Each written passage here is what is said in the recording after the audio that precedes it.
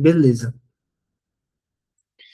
Então, gente, eu, antes de começar a falar dos textos, né, dessa aula 5 que o tema é indústria cultural, a gente vai falar sobre fetichismo da música, a gente vai falar ali um pouco sobre a obra de arte na sua reprodutibilidade técnica, que são os dois textos, né?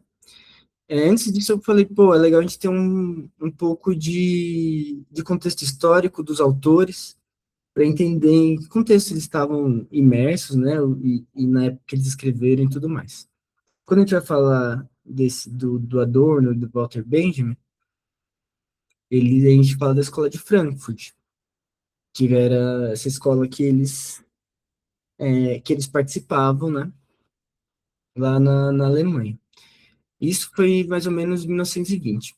E eu peguei e li uns artigos ali que eu até passei no grupo da Bruna, que tentou fazer um resumo um pouco dos principais temas que essa escola abordou, né? E dar uma caracterizada geral, para entender um pouquinho desse contexto histórico. Então, por exemplo, foi uma escola fundada por um filho lá de um milionário que queria continuar os estudos do marxismo. Ele estava inspirado numa outra escola que tinha, acho que na União Soviética, que tinha formado, e replicou esse modelo, né? E aí tinha esses principais teóricos contribuidores, né? Que era o Walter Benjamin, era o Adorno, era o Marcuse, né? É, Horkheimer, que estava ali nesse contexto. Então, é interessante que eles pegaram o contexto antes do nazismo e depois eles foram para os Estados Unidos, por causa do nazismo. É, e no meio disso, essa teoria viveu um pouco dessa mudança. Porque quando eles vão. Eu vi aqui a. Até ler um pedaço. Quando a gente vai olhar, eles vão começar a estudar um pouco a ideia que a Bruna coloca, que eles vão tentar estudar a partir. Tentar continuar uma herança marxista. De tentar. De ver. Pô, Marx falou que existe um fetichismo. Ele está falando que existe essa cisão entre o valor de uso e o valor de troca, que o valor de troca aparece como valor de uso, né? Eu vou até ler um pouco disso. Isso confunde a gente começa a ver as coisas numa abstração teórica de valor, e isso muda a nossa consciência e muda as relações sociais. Então, ele vai conectar como as relações de produção e, e esse fato dessa cisão ali entre o valor de uso, o valor de troca e as consequências disso vão mudando a sociedade, vão mudando as formas que ela de reproduzir a própria sociabilidade capitalista. E aí a ideia era, a partir disso, tipo, como na prática isso acontece, né? Como isso realmente vai acontecer nas instituições, né? Na família, com as artes, em relação ali aos comportamentos de reprodução social, na definição em uma espécie de papéis, e eles vão estudar essas relações sociais, e eles vão querer chegar mais dentro. Por isso a produção são de muitos ensaios, né? E a ideia desses autores é tentar fazer uma análise dialética. Então, muitas vezes, quando a gente vai ler os textos, parece que não existe uma congruência dentro de um conceito, né? E você fala vamos conceituar o que é cultura para a escola de Frankfurt. Então, esses autores não escreviam dentro dessa estratificação, de tentar colocar conceitos no pilares e fazer esse pensamento a partir disso. Isso é meio ideológico, entendeu? Ele é meio positivista, ele é meio estruturalista. E aí eles entendiam que os conceitos estavam dentro da dialética, os conceitos eram só forma de passar a dialética.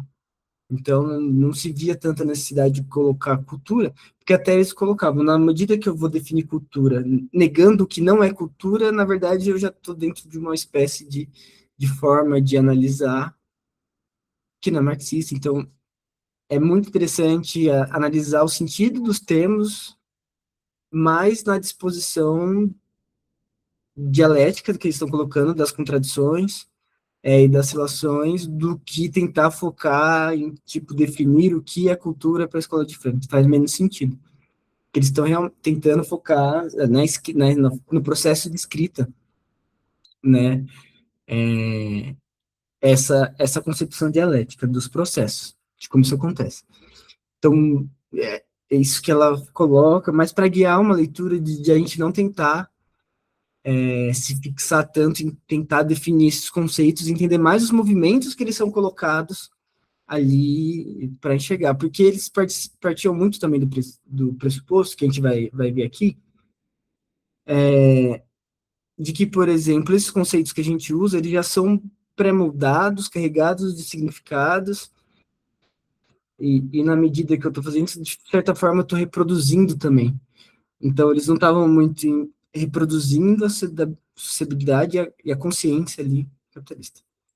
Então, quando a gente viu na aula do Ivo Toné que o Marx vai fazer ali uma certa ontologia, que depois o Lukács vai recuperar, esses autores também estão tentando recuperar, de certa forma, de ontologia do ser social, né, de como que o trabalho, o modo social, eles estão querendo entender como na prática essa consciência do ser social acontece, né? E eu vou pegar uma passagem aqui do artigo da Bruna, que ajuda a gente a entrar nessas leituras. Uma definição provisória e mais geral poderia ser a seguinte, sobre a escola de Frankfurt, de outra forma, né? Isso aí é a teoria crítica, que é esse pensamento que é colocado na escola de Frankfurt, que não é algo único. São vários ensaios, várias formas de tentar mapear essas relações dialéticas. Então, uma definição provisória e mais geral poderia ser a seguinte: a teoria crítica investiga as formas de objetividade social que modelam a existência das pessoas. Nesse sentido, trata-se de um alargamento do projeto de crítica da economia política, de seu aprofundamento na investigação da sociedade capitalista, ou, em outras palavras, de uma investigação das formas sociais que compõem o todo da sociedade e de como essas formas sociais, a partir das quais nos configuramos e vivemos, nos dominam, em uma série de instâncias. Uma das novidades mais importantes da teoria crítica em relação ao marxismo daquele período, por exemplo, é a análise de como essas formas de objetividade social constituem também a base da subjetividade sobre o capitalismo. Para isso, diversos de seus atores recorreram, cada um a seu modo, à psicanálise, especialmente a de Sigmund Freud. Esse tipo de análise pode se debruçar sobre os mais variados objetos: a arte, o Estado, a economia, a vida cotidiana, o fascismo, etc. Por isso, ao invés de apresentar a vocês conceitos cujas definições da teoria crítica são sempre estáveis e provisórias, pois visam acompanhar o objeto em seu movimento contraditório, apresento a seguir algumas linhas de pesquisa desenvolvidas pela Escola de Frankfurt, que ela vai falar de algumas linhas de pesquisa e tudo mais. Que é a cultura e a estética, a teoria das classes sociais e a tecnologia e trabalho, a democracia e fascismo,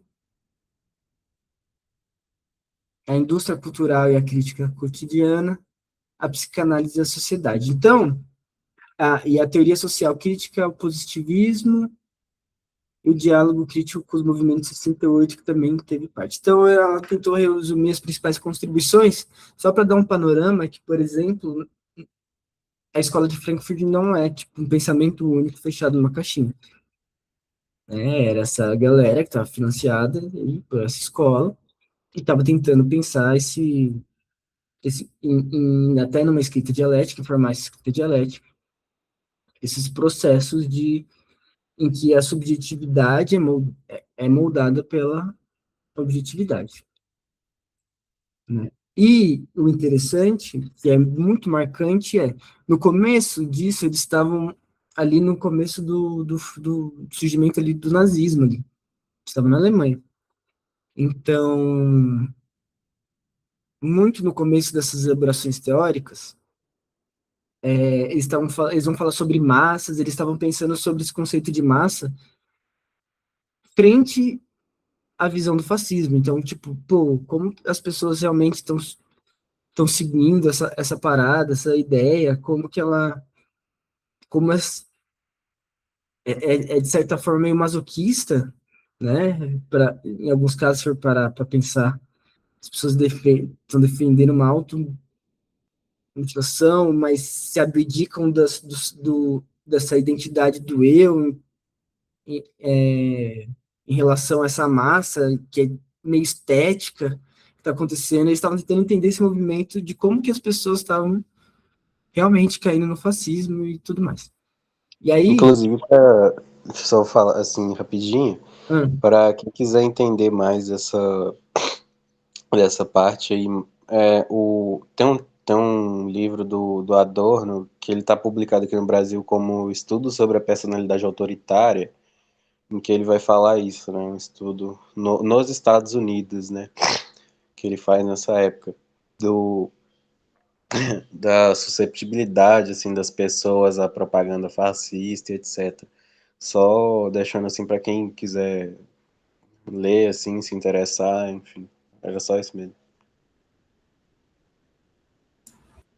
e aí quando eles vão, aí eles acontece, né? Não, mas valeu, Luiz. É isso mesmo. Inclusive, depois eu vou colocar esses artigos da Bruna, que é um ótimo guia de leitura. Ela, mano, vai falando dos temas e vai colocando bibliografia, assim. É basicamente, ela não explica nada, ela só vai aqui, ó, eles falaram disso, esse autor falou dessa forma, esse aqui falou dessa. E é um guiazão de leitura, muito bom. Para entender, porque realmente não é um pensamento único, e era um pensamento que se propunha a não cair nas especificidades. Então, tipo, tinha um pouco de tinha um pouco de psicanálise, porque eles estavam querendo entender essa relação sociedade, né? Eu como consciência individual, um pouco, e, sociologia, filosofia, história, cinema, música, no geral, não se via tanto a ideia não era tanto dividir essas coisas, você pode ver Sim. que nos textos eles perpassam por tudo isso dentro Uhum. de uma coesão do É porque raciocínio. o negócio não é descartar, né, o que não é, vamos dizer assim, estrutural. É você compreender o particular, esse tipo de coisa, a partir da estrutura, né? É conectado com ela, né? Não é que você não. De jeito nenhum, você não pode usar conhecimento, sei lá, do Freud, de quem quer que seja, e de qualquer autor, do Foucault, sei lá, de alguém que você acha que deu alguma contribuição. Só que, né, conectado ao todo, né, ao modo de produção. Isso. E aí, quando eles vão para os Estados Unidos, eles percebem que, pô, esses mesmos mecanismos que estão rolando no fascismo rolam, de certa forma, aqui, que eles vão criar o conceito de indústria cultural para aglobar um pouco isso. Que não necessariamente é esse capitalismo de Estado que eles colocaram, com tendências autoritárias, mas que tinha tinha coisas parecidas, talvez esse mesmo rumo nos Estados Unidos, saca? Que eles estavam vendo. Mas de uma outra forma. E aí eles vão colocar um pouco que é a principal questão, que eu não vou entrar muito, mas é que nesse processo dialético, em que Marx fala, pô, na medida que o ser transforma o mundo, ele transforma a sua consciência.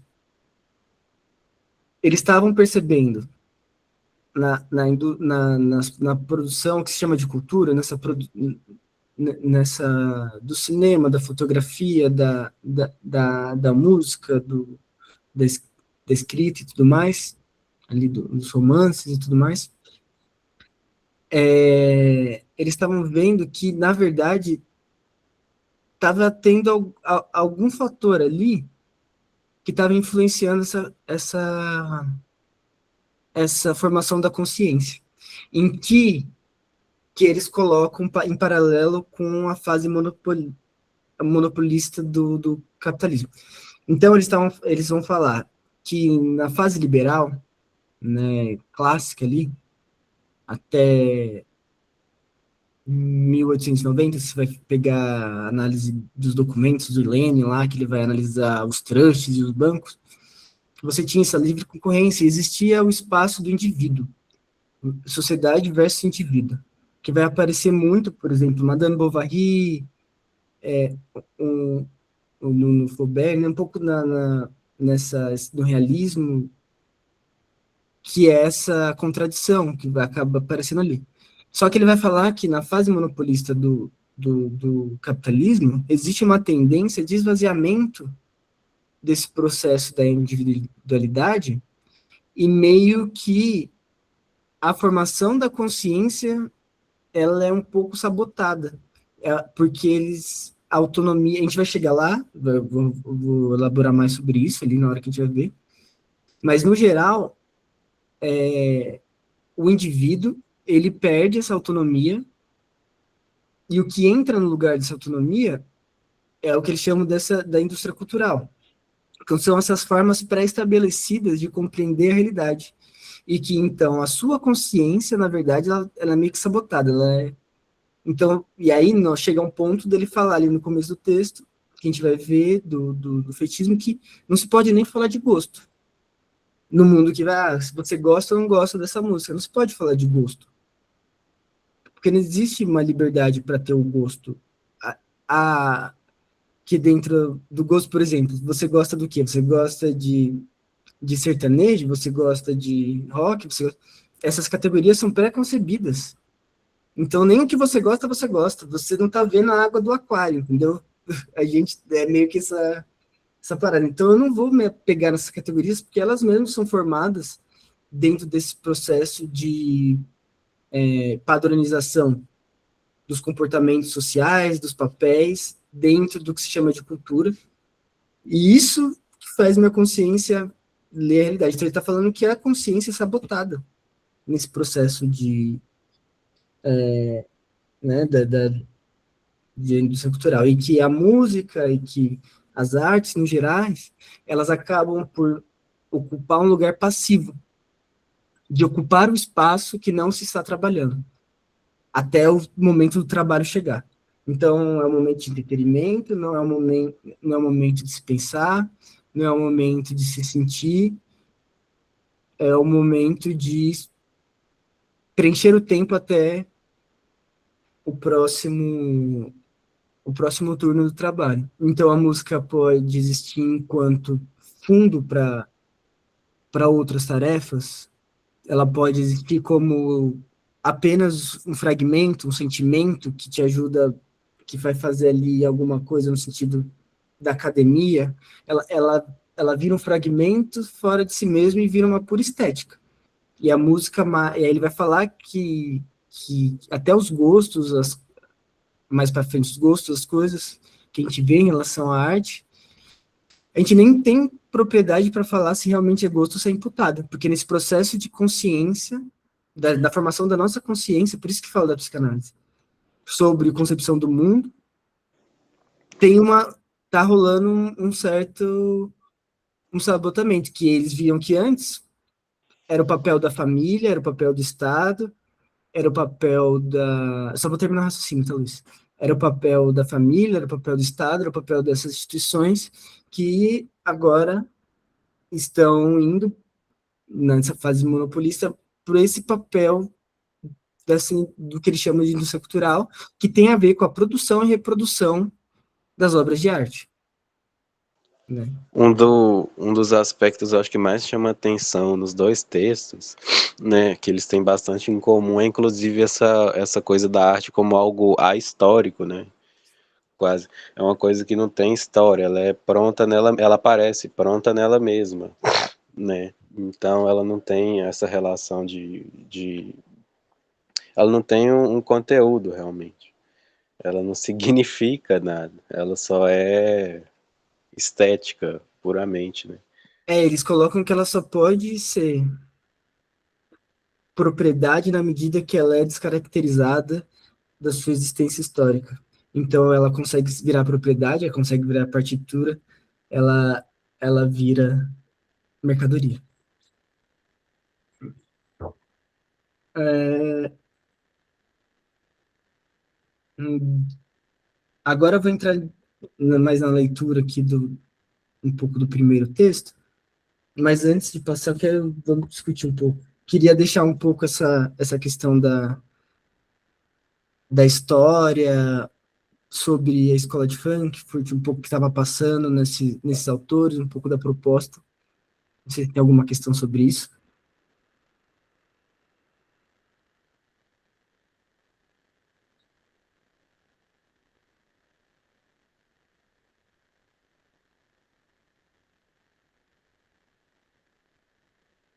Que aí eu vou seguir, então. Mas para dar esse panorama geral do que eles estavam buscando, do que eles estavam tentando investigar, né? E, por exemplo, esse texto, que é um livro, mas na verdade é um desses artigos, tem a ver de tentar fazer esse estudo. E você vai ver, por exemplo, e esse texto específico tem uma questão aqui polêmica, que ele foi escrito em 1930, 1929, 30, estava ali, mas ele só foi publicado mesmo em 60 e tantos, e a versão que foi publicada foi totalmente modificada pelo, pelo Adorno e pelo, acho que, Horkheimer, e aí depois, essa versão que o Benjamin tinha escrito só saiu em 80 e poucos, que é essa versão que eu tenho aqui. Então tem uma crítica, tipo, segurar o texto, tem umas questões aí de disputa envolvida.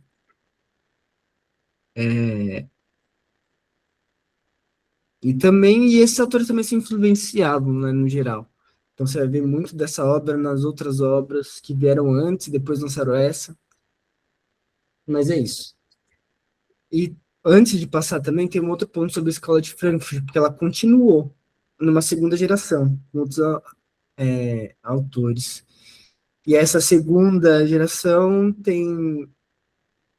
Até a própria Bruna defendeu que sai um pouco da questão do marxismo, pois adere a algumas formas de análise pós-modernas e um pouco descoladas ali da,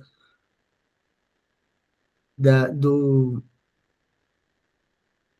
da dialética, né? Materialista ali, marxista. E eu não tenho muita propriedade porque eu não li esses outros autores, mas é um pouco dessa crítica que existe sobre essa segunda leva aí que se tem na academia. A gente pode se aprofundar para entender o que essa outra galera escreveu e aonde tem os pontos de discordância e tudo mais. Mas aí por isso que normalmente quando a gente fala escola de Frankfurt, tá falando esses autores que já morreram, e não a continuidade que está lá até hoje, tá? O texto do Walter Benjamin, ele vai falar muito nessa questão da reprodução e ele vai puxar muito a questão do fascismo, né? Porque ele era um judeu vivendo na Alemanha em 1920. Não estava fácil para ele. E ele vai tentar fazer essas análises e tentar entender o que estava acontecendo, né? Principalmente como que a materialidade, a reprodução, a questão técnica possibilitava o surgimento de, de, dessa propaganda nazista, que tinha uma estética nazista, que tinha todo esse apelo, né, com as massas e tudo mais.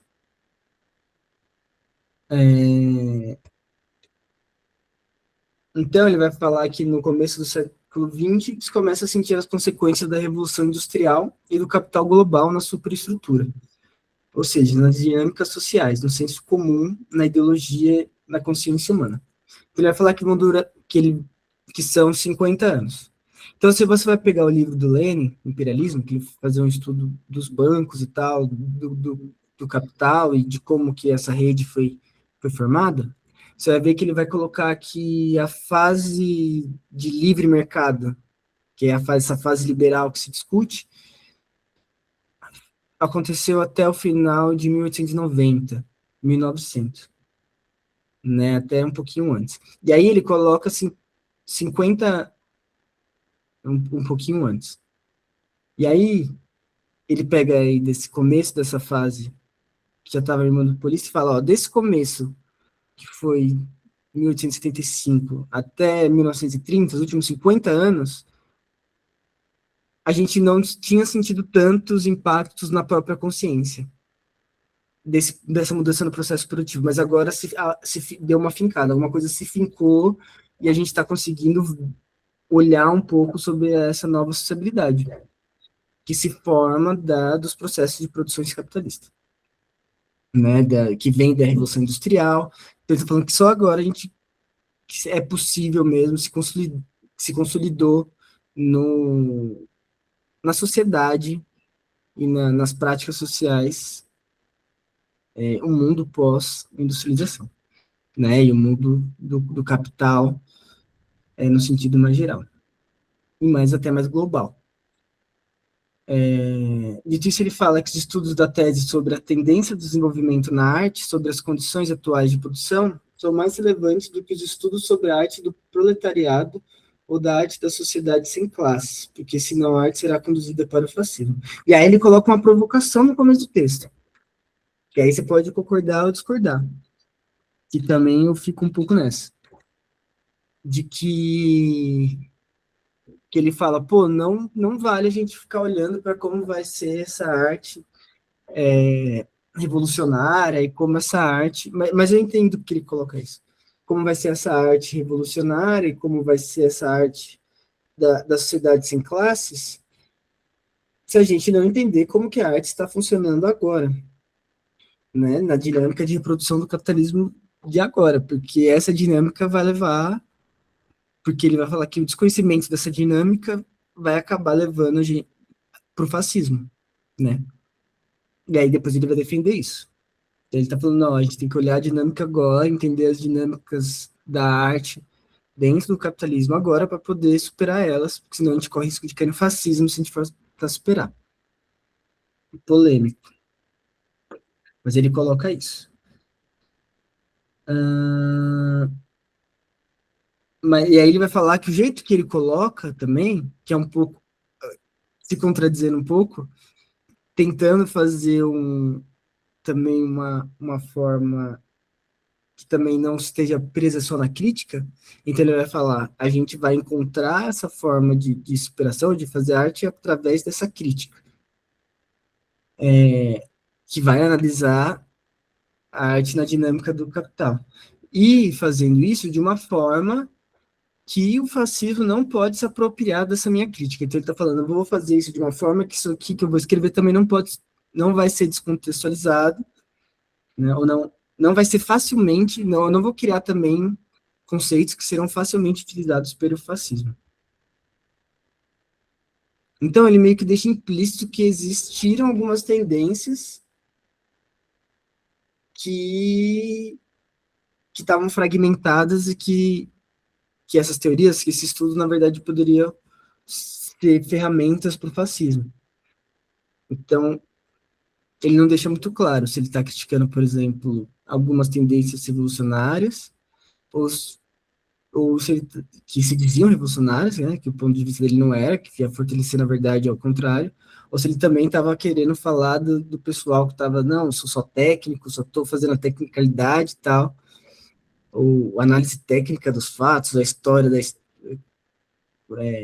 de verdade sobre a parada, esse tipo de raciocínio que também, na verdade, só fragmentava e corroborava com a construção dessa estética fascista. De certa forma, a dialética que ele vai propor.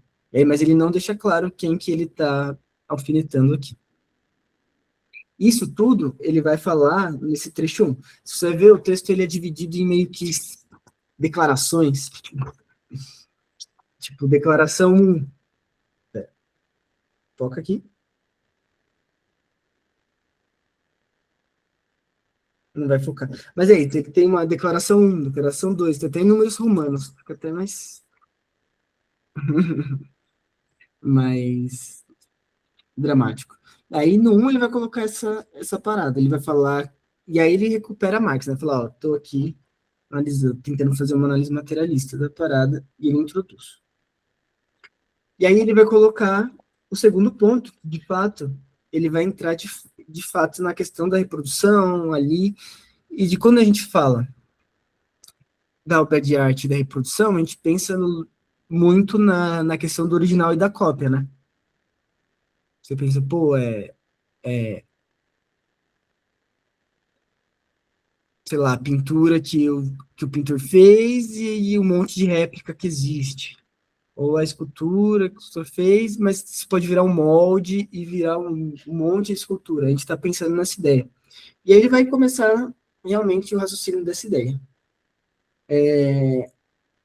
Falando, pô, se a gente for parar para ver essa reprodução existiu até na Idade Média, de certa forma, a reprodução técnica, né? Com o surgimento ali da xilogravura, e era uma técnica de impressão, que você fazia ali a forma, passava tinta e imprimia aquilo no papel e com um molde ali você fazia N impressões. E ele me falou, pô, então, mas isso também já existia na sociabilidade da Idade Média, né? E aí ele vai traçar esse histórico de teve na xilogravura, depois passou para gravura em metal, depois foi para a litogravura, né? O que permitiu, por exemplo, isso acompanhou ali o desenvolvimento das gráficas e depois as gráficas industriais, né? Que aí tinham toda uma outra estrutura mais o maquinário movido a energia a vapor, de prensas maiores, que aumentavam a escala de produção daquilo, que antes eram jornais que você montava a página e tal, e depois a expansão da capacidade de tiragem. E tudo isso aconteceu ali na história. E aí depois a produção da fotografia, e como a fotografia conseguiu, por meio dessas técnicas, ser incorporado na imprensa, né? Que era essa primeira questão. Você fala, pô, mas então, qual que é a diferença, então, dessa reprodutibilidade técnica, por exemplo, na Idade Média, dessa reprodutibilidade técnica num, numa sociabilidade capitalista, né? Ele deixa um pouco essa pulga atrás da orelha. Aí ele vai falar que em 1900 a reprodução atingiu um padrão que alcançou a totalidade das obras de arte, atingiu um lugar próprio, específico e, portanto, determinável dentro dos processos artísticos. É, então, ele vai falar que. Pera.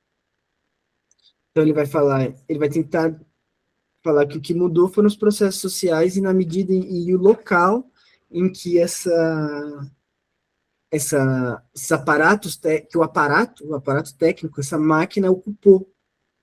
Que ele vai falar que com a sociabilidade capitalista, né, não coloca nessa palavra, mas ele fala a partir de 1900, que ele falou antes que era esse mais ou menos estava chegando nesse marco que ele colocou, que a gente já estava sentindo, né, na cultura, na sociabilidade, as relações capitalistas. Então ele vai colocar que atingiu a totalidade, ou seja, ela obteve um lugar e não existe mais arte sem os aparatos. Então os aparatos eles acabaram dominando a própria reprodução ali, a própria concepção de arte, e ele vai explicar melhor ali mais para frente. E aí ele vai falar que para ajudar a gente a entender essa forma que ele tá querendo ver de como que essa produção e reprodução se alimenta de certa forma, a gente vai ver a arte cinematográfica e a arte tradicional. Ele vai tentar fazer um paralelo entre o cinema e a arte tradicional, que ele chama de pintura, escultura, né? Essas formas de arte. E aí ele vai começar exatamente pelo ponto que a gente normalmente coloca quando a gente vai pensar nessa discussão. A questão do original e a cópia. No mundo, por exemplo, qual que é a original e qual que é a cópia? Né? Ah, quando a gente vai falar em foto ali, como que a gente vai falar? Ah, o original é o filme e a cópia são todas as impressões, ou o original é a pintura que o autor fez e a cópia são todas. Então, o que diferencia o original e a cópia? Ele vai falar que é o aqui e agora, nesse primeiro momento. Né? Ele vai falar que é o momento que a obra aconteceu, é o rastro com a história. Então, a obra original teria esse rastro com a história e que a cópia em si, ela herda uma tradição que ela não é original, mas ela só existe em relação ao lugar que existe original. Então, a cópia só existe, ela traz consigo essa referência original. Isso vai ser importante para a gente entender o raciocínio que ele vai querer chegar. Aí ele vai falar, pô, então a autenticidade se refere ao original, né? Pô, então essa é a pintura que o cara fez, esse é o original. Aí ele vai falar, beleza, mas e na, e na câmera digital agora? Sei lá, um bom exemplo. Cadê o original? Se só o que existe é a reprodução. Ele vai falar, e no cinema?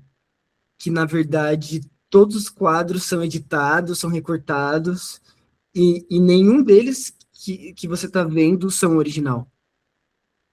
O que é o original? E o que é a cópia? Ele vai tentar fazer, na verdade, você não tem mais parâmetro. Ele vai falar que a reprodução técnica, isso, tinha uma função de culto. Que ele vai falando que essa reprodutibilidade técnica vai tirando esse sentido histórico,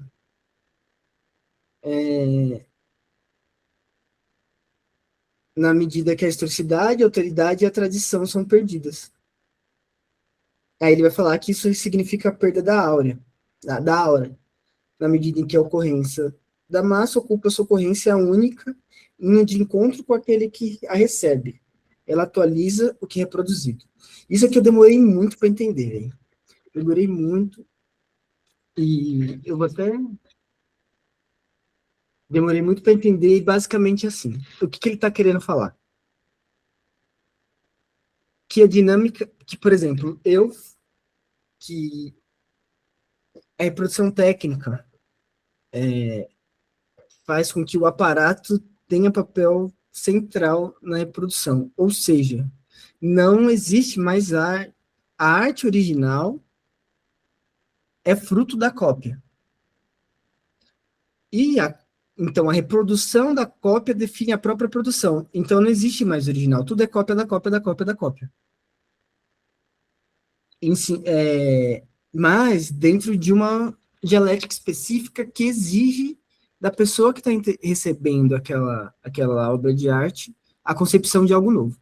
Então, o que ele está... Vou trazer isso por exemplo prático.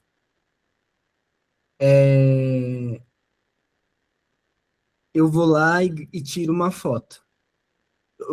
É uma foto de filme. A foto de filme que vai ajudar a gente a não complexificar tudo. A foto com o filme. Eu vou lá e tiro uma foto de um filme, nossa, de nós três. E aí eu vou lá e dou uma cópia, revelo, pego uma cópia para mim, uma cópia, sei lá, para minha mãe, e é isso. Quando eu vou falar dessa foto, eu vou falar, não, pô, essa foto do grupo.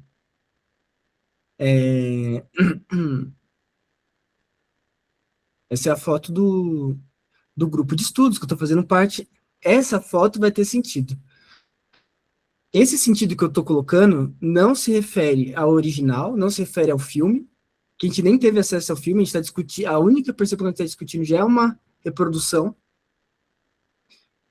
Essa discussão, eu estou pautando, faz sentido, o significado que eu estou colocando é inerente a essa arte conflitando comigo e o que ela significa.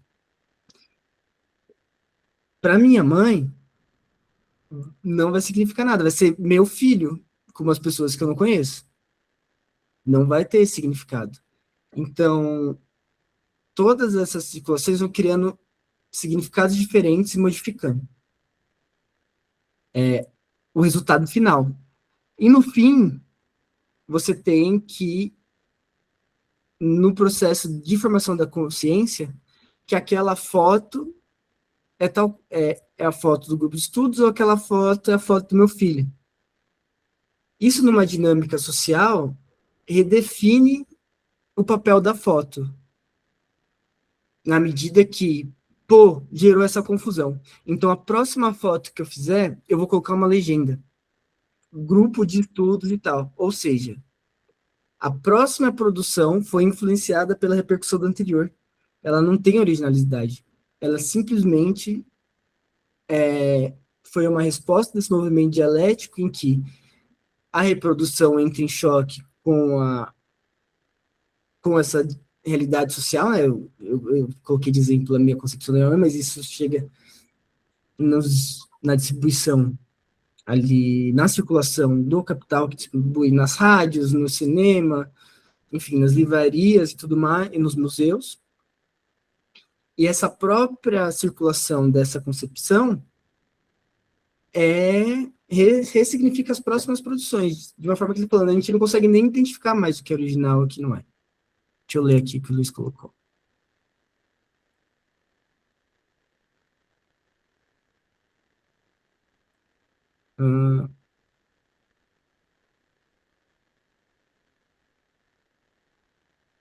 Já é feita visando a circulação, que quer dizer que é a cópia também. Isso. E aí, nessa dinâmica, o que que ganha? A circulação. Ou seja, os mecanismos de circulação que vão ditar o próprio conteúdo, a própria aura, autenticidade. Ou seja, o que vai definir que a música é boa? Ele fala que surge uma a estatística toma conta desse campo. Então, você, o charts, quantidade de views, a quantidade de likes, a quantidade de reproduções, venda de disco, disco de ouro, a quantidade de pessoas que você consegue colocar no show. Então, ele vai falar que dentro dessa perda de significado com o ritual, com a tradição e com a sua historicidade, isso acaba se tornando um produto, né? Acaba conseguindo adquirir essa forma de mercadoria e ele entra em circulação e redefine a própria produção das pessoas, quando entra em choque com aquele que recebe. Ele atualiza o que é reproduzido. E aí ele pega duas questões interessantes, que é, então existe uma relação intrínseca entre a unicidade e duração da imagem. E aí ele percebe que nessa dinâmica, pensa, você tem uma produção.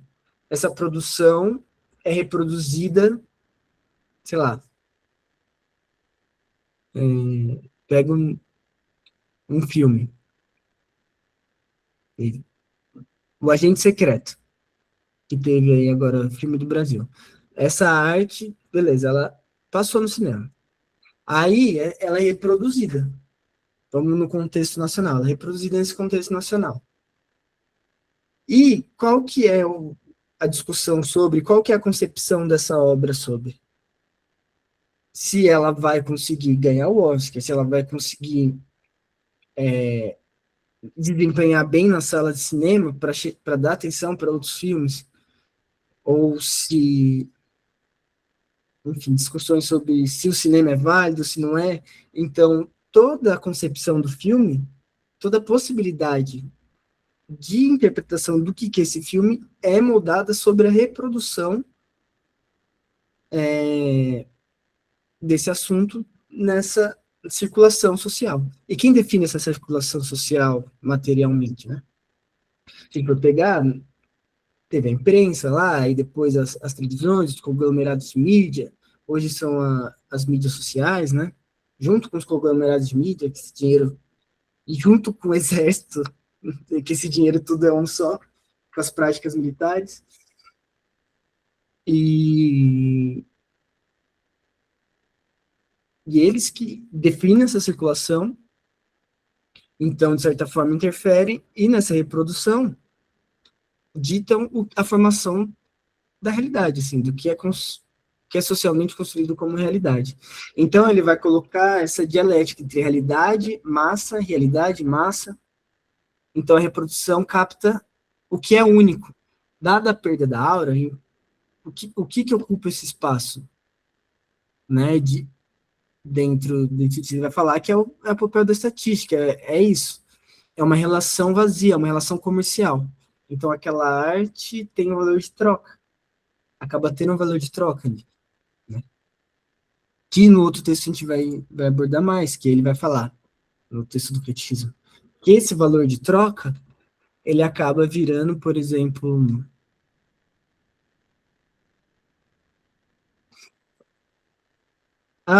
o que acontece muito, trabalho com a música, no mundo da música, né? Ai, mas eu consegui, eu vou ver o show de tal pessoa, mas eu vou ver no camarim. Então você é mais importante que a pessoa que não vai ver no camarim.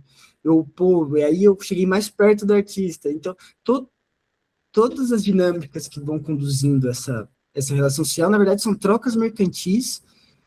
E quando a gente vai ver, por exemplo, Bourdieu fala isso de um outro jeito, o Adorno vai falar isso, de como essas trocas são feitas em relação à forma mercadoria. E aí ele vai falar, ao perder a conexão com o ritual, a arte ganha esfera política. E aí ele vai falar, e aí surge a arte pela arte ou a arte pura. Ou seja, já que a arte não tem significado histórico, é a arte pela arte, ela é desconectada de tudo. Eu faço arte porque eu sou artista. A arte, que o Luiz falou, a arte nasce, então, desse plano abstrato terminado em si só, né? Que ele vai falar que isso também é um serviço, ou a arte pura, que é a arte certa, a arte que está mais certa, a arte que está mais verdadeira. Ou seja, se E existe a arte pela pura, arte existe também é artigos uma. impuros, normalmente relacionado à cor da pele. E a arte pela arte também é uma oposição. Eu não sei se é no texto do Benjamin ou do Adorno que ele encerra fazendo uma certa proposta de uma arte politizada. E a arte pela arte ela é uma oposição também a essa arte politizada, né? Uma arte com algum conteúdo, com alguma reivindicação dentro dela. Inclusive, como você falou do Bourdieu, o primeiro capítulo do A Distinção, ele trata disso. Mas se vocês forem, tipo assim, tem um livro que eu não li ele, eu não... Tem um PDF dele na internet, físico é difícil achar, porque é muito antigo e tal. É As Regras da Arte, se eu não me engano. Mas é bom para quem quiser ver a produção da crença, que eu já falei com o Arthur, recomendei ele a ler e tal, não sei se eu falei no grupo. E também para você se introduzir no Bourdieu, o Razões Práticas, né? Ele vai tratar um pouco disso, mas menos, vai aprofundar menos. É isso. E aí essa arte, ele vai falar que é meio esses dois polos que ele está colocando. A arte pela arte seria essa indústria cultural. No caso, tudo é indústria cultural, né? Mas a arte pela arte seria esse movimento que a arte é a mercadoria. Ela surge para ser automaticamente consumida, reproduzida e descartada. Então, tem essa conexão com a duração. Então, ela reduz a duração, ela é única por um período menor de tempo, então, isso aumenta a circulação. Então, na medida que eu tenho uma produção e ela reproduz milhares de vezes, por exemplo, na rede social, tem uma produção, ela reproduz milhares de vezes em vários discursos, na mesma medida que ela pode significar fascismo para o grupo bolsonarista, e essa mesma coisa pode significar crítica ao capitalismo para o outro grupo, e isso coexistir. Isso é bom para o capitalismo, porque ele está vendendo duas vezes. É isso. Cada reprodução, ele executa esse valor mercadoria de troca, de executar essa função de levar um selo de identidade. Eu sou isso, eu represento isso na minha função social, e todas as relações sociais, ao mesmo tempo, são apagadas em troco de eu sou aquela identidade, Então, pô, eu uso a roupa tal, eu uso tênis tal, para parecer daquela forma cultural, aí eu faço pro movimento da parte artística, então ele tá falando que não tem nada de arte nisso. É a consumação do consumo da arte pela arte, que na verdade é o consumo pelo consumo. Não tem crítica, não tem nada, é uma música que é uma pausa, é um ruído, que ele vai falar que é um ente trabalho. Ou a arte pura, que ele vai falar que é a estetização da política, que é o fascismo, no fim das contas, que ele vai colocar, dessa sublimação, de que a arte impura exige uma arte impura, da arte pura exige uma arte impura. E o que é certo e que é errado, altamente moralizante e motivadora das massas também. Porque dentro de uma condição, que ele vai colocar, dentro de uma condição material zoada, sem sentido, ela às vezes é mais apelativa do que a arte pela arte. Exatamente, a roupa larga, ou enfim. É isso. Você é não pelas relações sociais ou independentes, é pela etiqueta que você compra e coloca, né? Isso tanto na mercadoria quanto ele fala até isso. Ah, eu compro o ingresso tal, então, pô, eu fui a pessoa que foi no show, então eu já posso dizer que eu sou o. E aí eu me qualifico porque eu fui, porque eu tô lá. E, por exemplo, na hora que eu vou reproduzir o discurso, se eu tô tive no camarote, eu acabo tendo mais relevância e mais capital do que quem não teve. E aí ele vai falando como gera essas trocas. E aí ele vai falar que a politização da arte é o caminho da crítica que a gente tem para combater isso também. Que ele vai colocar como solução. E que ele falar, o fascismo, meio isso, o fascismo ele vai estetizar a política, porque aí ele não resolve as contradições materiais, mas ele resolve esse impulso apontando para um outro, e ele consegue mobilizar, né, a ausência desse eu, dessa autonomia em alguma outra parte, ou essa arte pela arte, que na verdade essa questão meio liberal, meio em cima do muro, meio apolítica, que na verdade ela não tem, é inofensiva, né? Ela serve para amansar, para, inclusive, essa arte pela arte, esse jeito de pensar é o que contribui para a visão de que, tipo, não existe mundo além do capitalismo. É isso que tem para hoje. Ele vai falar como tudo isso está relacionado. Não, de certa forma é isso, mas vai falar como não muda a realidade. Então, a pessoa está imersa, sempre foi assim, é assim que tem que ser, e o que sai fora dessa caixinha está errado, né? É estranho, pode ser mobilizado, inclusive, com potencial de arte impura. Então, ele vai colocar que sempre essa relação de arte pela arte tem uma dialética com a arte pura, que pode acontecer. E ele vai falar que, para a gente entender, a gente tem que ver o valor de exposição e o valor de culto. E que no momento do capitalismo, a única coisa que vale é o valor de exposição. Então, por exemplo, e isso fica bem claro. Tipo, trabalhei com música há muito tempo, fica bem claro. Eu consigo espaços por espaços que a banda está circulando. Então, por exemplo, isso é uma estratégia que algumas bandas fazem. Pegam junto dinheiro, pegam show fuleira, sei lá, na Europa. Você já viu estratégia de gente fazendo? Mano, vai no perrengue, não tem dinheiro, faz isso só para voltar e falar, fez turnê na Europa, pronto. Isso vai dar circulação aqui no Brasil. Ah, vão abrir portas. Ou na questão de quantas pessoas você mobiliza para ir no meu bar, se você tocar na minha casa de show, porque eu preciso vender também, preciso pagar o,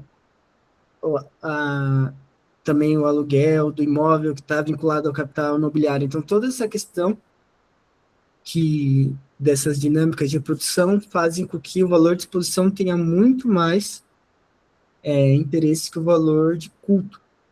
Então, ele vai falar que a arte tinha um valor de culto muito alto e um valor de produção pouco.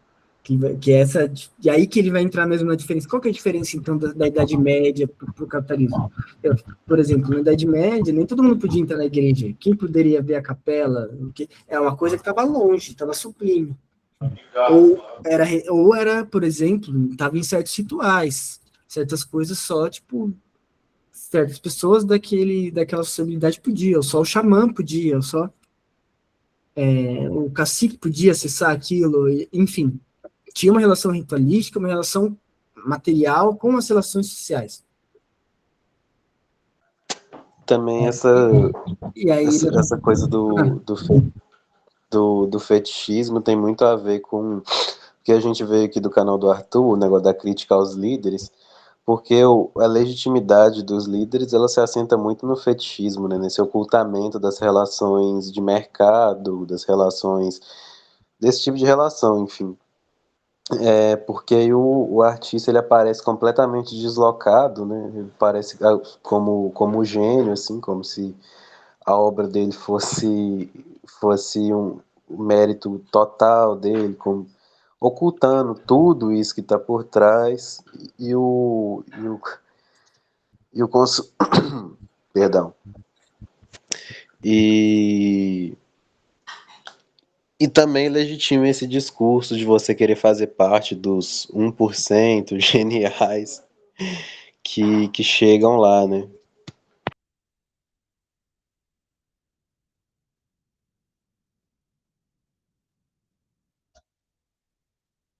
esse, é isso mesmo. Aí, então, o que é importante a gente entender tirar dessa obra, que eu acho que é o principal. E aí depois ele vai entrar na questão do cinema, e como o cinema ele tem um aparato, por exemplo, o homem atua 100% para o aparato, ele atua para a máquina, e ele vai falar que isso é uma autoalienação, porque ele não pode representar para a máquina ele mesmo, ele tem que ser essa figura, e como isso representa o total desprendimento com a realidade, e aí ele coloca um contraponto que, ao mesmo tempo que tem essa separação bem intrínseca ao cinema, da montagem e tudo mais, ele coloca o cinema como o único papel ali também capaz de mobilizar os sonhos, de mobilizar a realidade, por meio desses recortes, uma vez que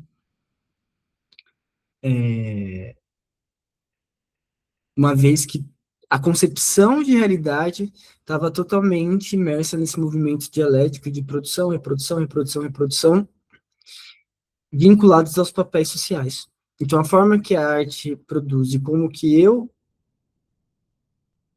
entrando em contato com essa arte,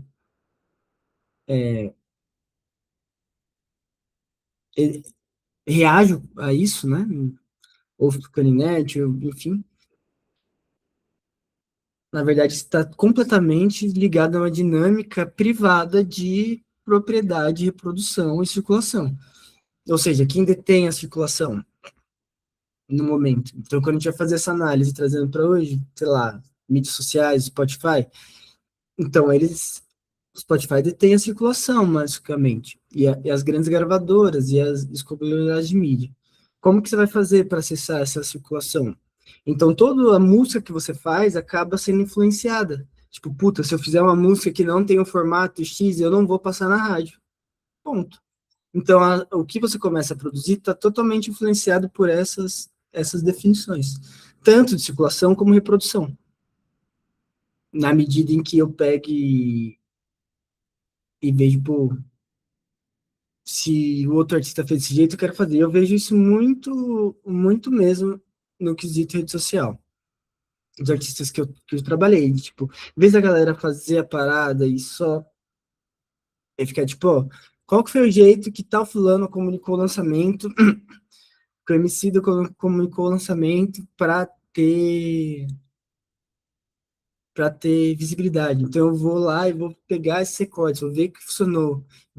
Então toda a produção ela é moldada na hora que eu faço a música, na hora que eu penso como que ela vai sair, antes dela sair, no seu valor de execução e na sua reprodução, vinculada a quem detém ali a circulação. E totalmente deslocada, desimpregnado do significado da sua existência, que é realocado para a reprodução e circulação. Então, a obra de arte só tem relevância, só existe significado nela na medida em que ela se reproduz e circula aí nesse falatório, né? Ela não tem significado por si só, ela perdeu seu significado. Era no que você achou, no que você gostou, no que, né? E quando a gente vai ver isso lá na questão da Adorno, ele vai colocar que isso gera essa fetichização, que na verdade é ver o valor de troca no valor de uso, ele vai colocar que isso condiciona, inclusive, nossa percepção e os nossos gostos, né? De forma muito perigosa, em que a gente não consegue mais distinguir o que é gosto e o que não é, porque a nossa concepção de realidade foi interferida por esses papéis, né? Por essas concepções do que é então, por exemplo, se nas músicas que eu escuto, por exemplo, se nas músicas de rap existe um papel construído de masculinidade pré-definido naquelas estruturas, se eu não reproduzir essas estruturas, vou ser lido de certa forma como menos masculino. Se algum rapper for fazer alguma coisa que questione isso, provavelmente vai aparecer um monte de comentário horrível, homofóbico, coisa do tipo, porque não reproduz. Então, existe essa pressão. É um pouco disso que ele tá querendo falar, de como a própria produção toma o lugar, às vezes, da família e tal, e cria essa dinâmica nesse fetiche. E o fetiche, ele é quando da música é isso, é quando o potencial que ela tem, o valor de troca, o papel social que ela representa, adquire papel central.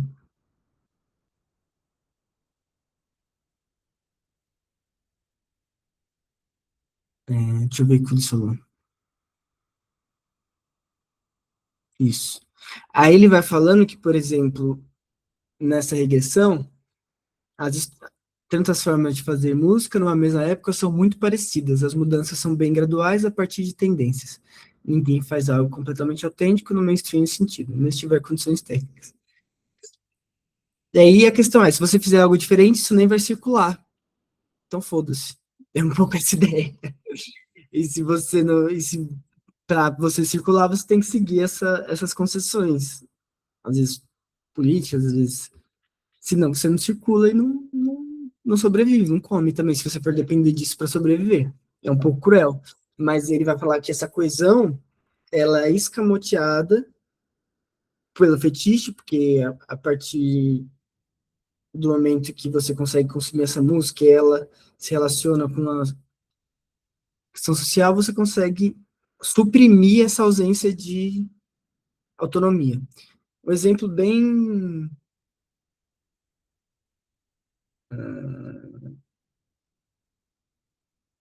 aí ela vai falar que essa discussão acerca do gosto musical não faz muito sentido, porque o gosto é sempre colocado, é a mesma questão da arte pura.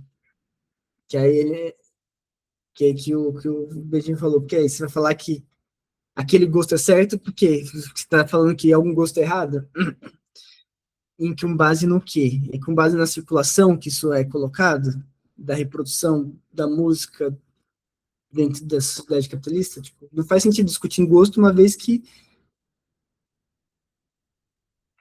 eu não posso, isso pode me descaracterizar, né? Eu tô numa roda de amigos, às vezes eu não vou falar que eu gosto de uma parada, porque isso vai foder, as relações sociais são baseadas nessas identidades, né? Então, o indivíduo já não consegue julgar sem opinião pública, nem reconhecer na música algum fator de julgamento por uma padronização. Então, ao mesmo tempo que o indivíduo ele vai falar, ele vai se reduzir, ele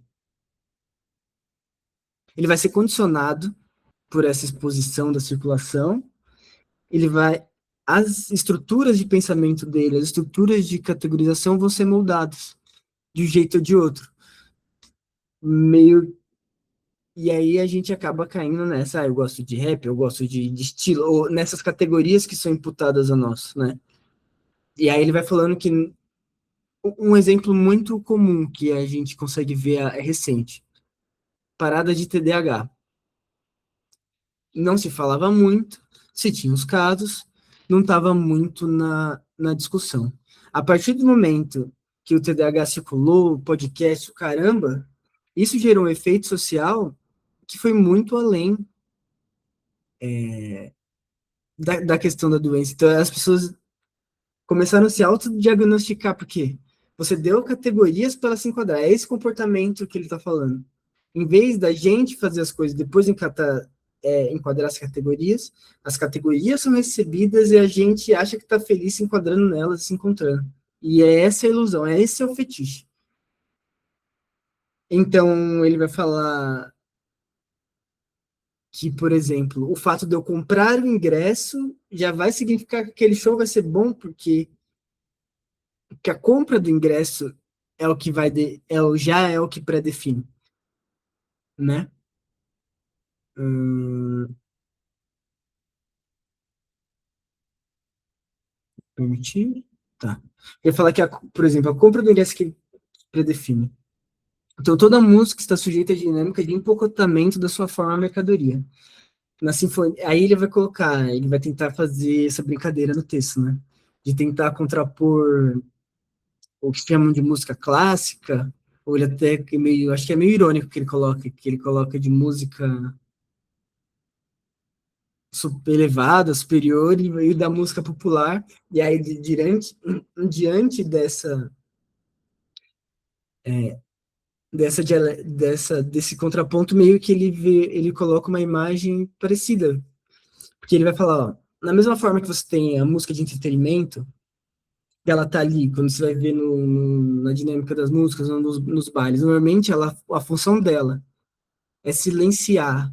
Tipo, tá todo mundo fudido, cansado, destruído, não consegue nem conversar, porque até a própria consciência tá fechada nessas categorias. Então é um movimento parecido. Você chega numa balada, que seria essa música de experimento, e você vê que as pessoas não conseguem nem conversar, não conseguem entender a música, aquela música tá ali para suprimir um silêncio que machuca, um silêncio que mostra as barreiras criadas na nossa consciência diante da fetichização, ao mesmo tempo que ele falar, a galera ali que tá na sinfonia, que tá lá, tá na mesma lógica em que, ai, mas eu vou ver o concerto mais dali ou mais daqui, mas eu estou mais perto. Então, essa galera, na verdade, está fazendo as mesmas concepções, não tem música melhor. Enfim, ele quebra essa ideia de uma música superior à outra e fala, tá todo mundo sujeito a essa dinâmica de produção e reprodução.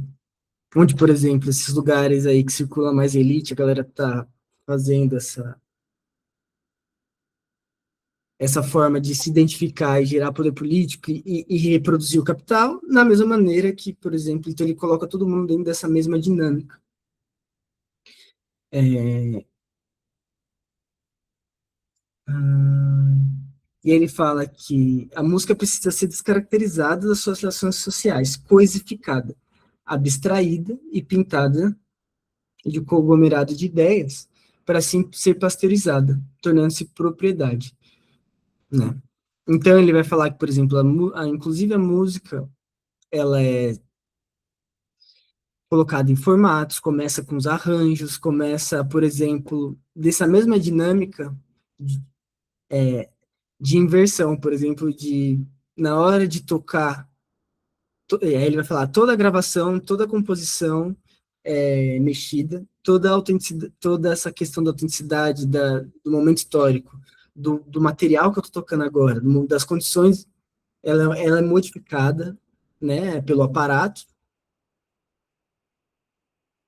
e, e pasteurizada, a ponto de que a reprodução dos shows das músicas sejam idênticas ao do CD. Ele falou, olha como inverteu. Normalmente eu tocava e gravava um CD para marcar, para registrar como foi o show. Agora os shows são pautados em reproduzir exatamente como é o CD. E aí ele vai falar que essa dinâmica mostra essa regressão, que na verdade é uma conformação. Então eu estou acostumado a escutar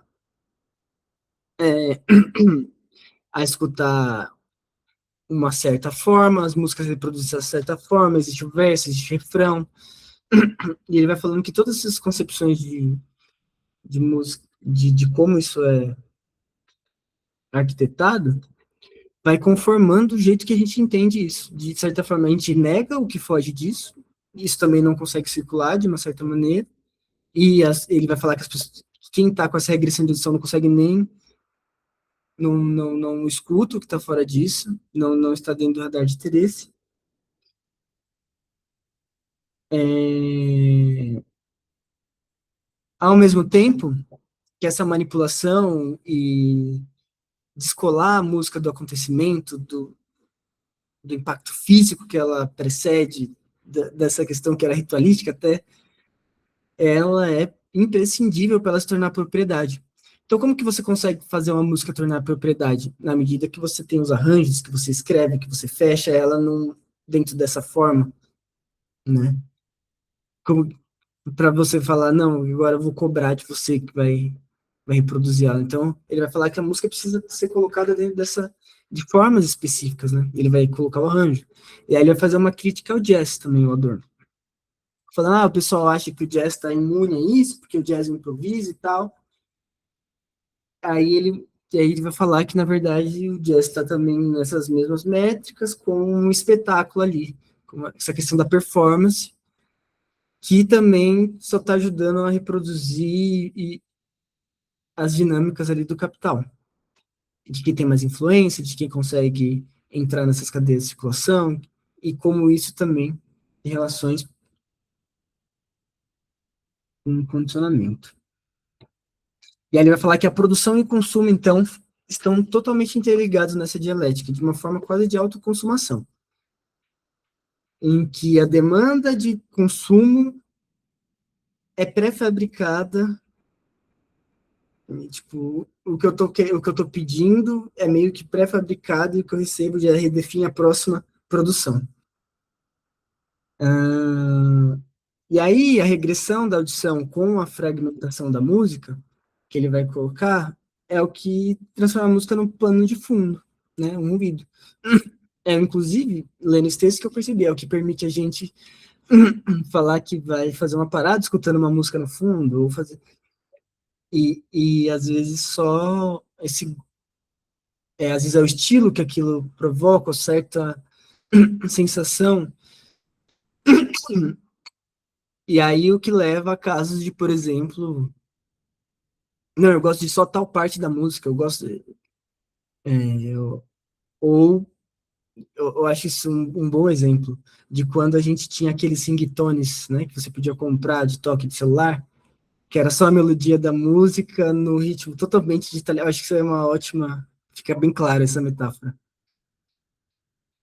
Em que, por exemplo, você tinha a melodia do Beethoven totalmente digitalizada em 8 bits para você conseguir vender ela para ser seu toque de celular. E aí ele vai falando um pouco desse movimento, como que é tudo tirado de sentido e tirado ali até da sua reprodução para você conseguir hum, compreender. E ele vai falar que existe uma recusa, né? Uma recusa de ouvir algo que tá fora dessas conformações, e eu digo que vai além, ele não coloca muito disso, mas também existe uma questão de circulação, você não consegue circular, que tem a ver com a reprodução do Benjamin ali, como que você consegue circular também. Então é um pouco essas anotações que eu fiz da leitura, de tudo que eu li, queria abrir para debate, mas só o último ponto é enfatizar que essa questão de qual que é o valor da arte. E quando a gente vai parar para pensar, esse valor que a gente atribui está sempre ligado à sua reprodução, a uma certa maneira estatística, sabe? É porque, não, mas porque teve uma relevância. E como essa relevância? Não, relevância é porque atingiu mais pessoas. Eu gosto de tal artista, não, é porque ele teve impacto e mudou muitas pessoas. E nunca se chega a nada, é sempre algo que só está ali remoendo a circulação e o falatório. E é um pouco o que ele está falando. E isso está determinando as próximas produções. Né? É um pouco disso que eu entendi aí. Essa questão do valor pautado pela própria reprodução, quando se perde a áurea, a conexão histórica, é simplesmente uma mercadoria de uma prateleira. É isso, galera. Vamos abrir aí para debates.